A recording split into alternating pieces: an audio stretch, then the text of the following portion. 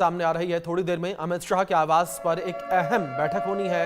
सिंधु जल संधि मुद्दे पर महत्वपूर्ण बैठक होगी। जल शक्ति मंत्री CR पाटिल इस बैठक में शामिल होंगे। कई केंद्रीय मंत्री मीटिंग में शामिल हो सकते हैं। ये बड़ी खबर जो निकलकर सामने आ रही है।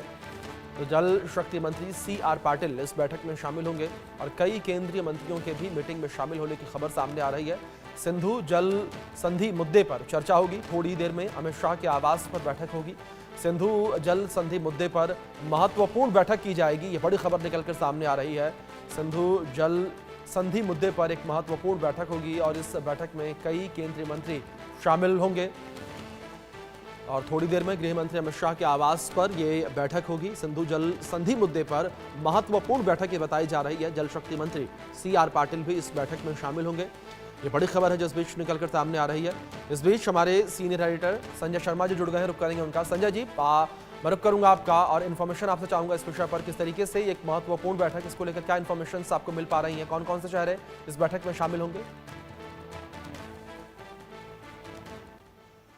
देखिए, हमने देखा था कि कैबिनेट कमेटी ऑन सिक्योरिटी की जब बैठक हुई थी पहलगाम पे हमले के बाद में, तो उसमें एक बड़ा फैसला भारत सरकार की तरफ से किया गया था, जिसका ऐलान विदेश मंत्रालय की तरफ से किया गया था कि भारत ने सिंधु जल समझौता जो पाकिस्तान के साथ हुआ था उसको इस समय सस्पेंड कर दिया, रद्द कर दिया है।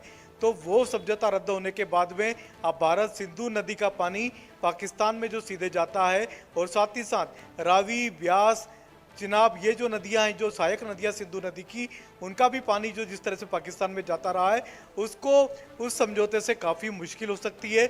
लगभग 21 करोड़ लोग पाकिस्तान के इस समझौते से प्रभावित होंगे और उस समझौते को किस तरीके से इम्प्लीमेंट किया जाएगा, किस तरीके से पानी को रोका जाएगा और किस तरीके से अंतर्राष्ट्रीय संधियों का पालन करते हुए, क्योंकि भारत ने ये साफ कर दी कि हम किसी भी अंतर्राष्ट्रीय संधि का उल्लंघन नहीं कर रहे हैं, हमारी तरफ से कोई वायलेशन नहीं हो रहा है। लेकिन जब सिंधु जल समझौता जब रद्द किया जा रहा है तो फिर किस तरीके से इसको आगे लेकर के आगे बढ़ा जाए, कैसे पानी रोका जाएगा, कैसे रिजर्वायर बनाया जाएगा और साथ ही साथ जब बारिश का जब पानी इकट्ठा होगा तो फिर उस पानी को केवल कहाँ पर इकट्ठा करेंगे, कैसे एकत्रित किया जाएगा, क्योंकि अगर हमने पानी को एकत्रित करने की व्यवस्था नहीं की है, उस पर बड़ा डैम नहीं बनाया है, तो फिर पानी एकदम एक साथ कैसे हम पानी को रोक सकते हैं, तो उसको लेकर के चर्चाएं होंगी और इसके आगे क्या क्या इम्प्लीकेशन होंगे।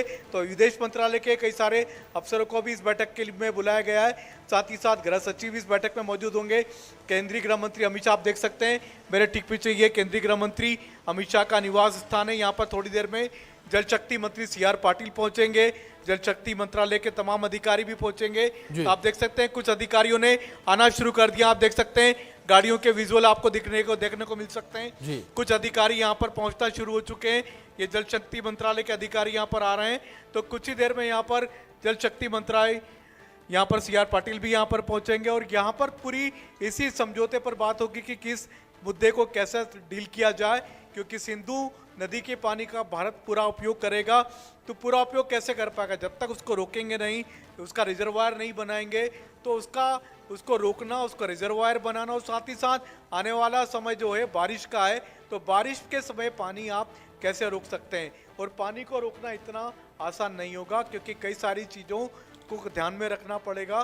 तो ये सब चीज़ें कैसे इम्प्लीमेंट की जाएगी, इन सब बातों की, इन सब मुद्दों पर चर्चा आज केंद्रीय गृह मंत्री अमित शाह के घर पर होने जा रही है और लगभग 4:30 बजे का हमको समय दिया गया है जब यह बैठक शुरू होगी इसी अमित शाह जी के निवास पर। जी संजय जी, अगर इस बैठक को लेकर बात की जाए और सिंधु जल समझौते को लेकर बात की जाए, किस तरीके से सिंधु जल समझौता है और इस पर अब रोक लगा दी गई है, क्योंकि संजय जी एक बात लगातार ये चल रही थी कि अगर सिंधु के जल को हम रोकते हैं तो क्या हमारी परेशानियां भी उससे बढ़ेंगी, क्योंकि जाहिर तौर पर पानी को अगर हम रोकेंगे बेवजह तो जाहिर तौर पर जो भारत के कई हिस्से वहां पर भी बाढ़ की संभावनाएं बनती नजर आएंगी। देखिए, बेवजह नहीं है, ये समझौता तक जानबूझ करके किया था। जब जवाहरलाल नेहरू जब देश के प्रधानमंत्री थे, उन्होंने इस समझौते को अंजाम दिया था। तो ये जो पानी, जो भारत का पानी था, यह भारत को में उपयोग होना था, लेकिन ये पानी हमने पाकिस्तान को दे दिया। तो पाकिस्तान की लगभग 21 करोड़ जनता इस पानी का फायदा उठा रही है और यह मौका मिला है भारत को इस समझौते को रद्द करने का, इस संधि को रद्द करने का। तो इस पानी का उपयोग भारत में किया जाएगा। तो हमने देखा किस तरीके से जब जम्मू कश्मीर में जब पानी रुकेगा, पंजाब में जब पानी रुकेगा, आगे सिंधु नदी का पानी जब रोका जाएगा, तो यही पानी पंजाब हरियाणा होते हुए हो सकता दिल्ली तक लाया जाए। कि इस पानी को रोक करके आने वाले समय में भारत में इसका उपयोग किया जाएगा। इस पानी को रोक करके इसी पानी से बिजली भी बनाई जा सकती है, बांध डैम बनाया जा सकते हैं, कई जगहों पर नहरों में पानी छोड़ा जा सकता, तो ये पानी भारत के उपयोग में लाया जा सकता, और ये मौका खुद पाकिस्तान ने दिया है भारत को इस समझौते को रद्द करने का। जी संजय जी, दूसरी ओर पाकिस्तान की मुश्किलें कितनी बढ़ने वाली हैं? जिस तरीके से अभी आपने बातचीत में जिक्र किया कि पाकिस्तान के 21 करोड़ जनता इस पानी से लाभान्वित होती थी और अब वो 21 करोड़ जनता तरसती नजर आएगी। बिल्कुल बूंद बूंद को तरसा देंगे पाकिस्तान को, यह कहना है जो केंद्र सरकार के बड़े नेता हैं उनका और अधिकारियों का, कि अब पाकिस्तान की 21 करोड़ जनता को बूंद बूंद के लिए तरसाया जा सकता है। अगर सिंधु नदी का पानी अगर भारत वाकई रोकने में कामयाब हो जाता है तो फिर पाकिस्तान की जनता पानी के लिए तरस जाएगी। और ये आप कह सकते हैं कि एक वाटर स्ट्राइक, जिस तरह से एयर स्ट्राइक की थी, सर्जिकल स्ट्राइक की थी भारत ने पाकिस्तान में, तो वाटर स्ट्राइक भारत ने पहले ही कर चुका है भारत पाकिस्तान पर। इसको इम्प्लीमेंट करना है और इसको किस तरीके से इम्प्लीमेंट किया जाएगा, यही बातें आज की बैठक में डिस्कस होनी है, उस पर चर्चा होगी और उसमें उसको कैसे इम्प्लीमेंट किया जाए उसके लिए रणनीति तैयार की जाएगी। जी संजय जी, दूसरी ओर जिस तरीके से पानी रोकने का जिक्र किया, अगर बात सिंधु समझौते को लेकर के, जो समझौता हुआ था उस वक्त ये कहा गया था कि जो सिंधु नदी का जो प्राकृतिक बहाव है उस प्राकृतिक बहाव को भारत मोड़ नहीं सकता, नई नहर का निर्माण नहीं कर सकता और साथ ही साथ किसी भी प्रकार का डैम का निर्माण नहीं कर सकता है। जिस तरीके से आपने भी बातचीत में जिक्र किया कि जो पानी रोकना एक चुनौती तो होगी, कितनी बड़ी चुनौती भारत के लिए होगी, क्योंकि जब से समझौता हुआ था तब से किसी भी प्रकार का निर्माण जो है वो नहीं हुआ था। देखिए भारत के लिए पूरी तरह से एडवांटेज ही एडवांटेज है जी। इस जैसे ही समझौते को खत्म करते हैं वैसे एडवांटेज शुरू हो जाता है।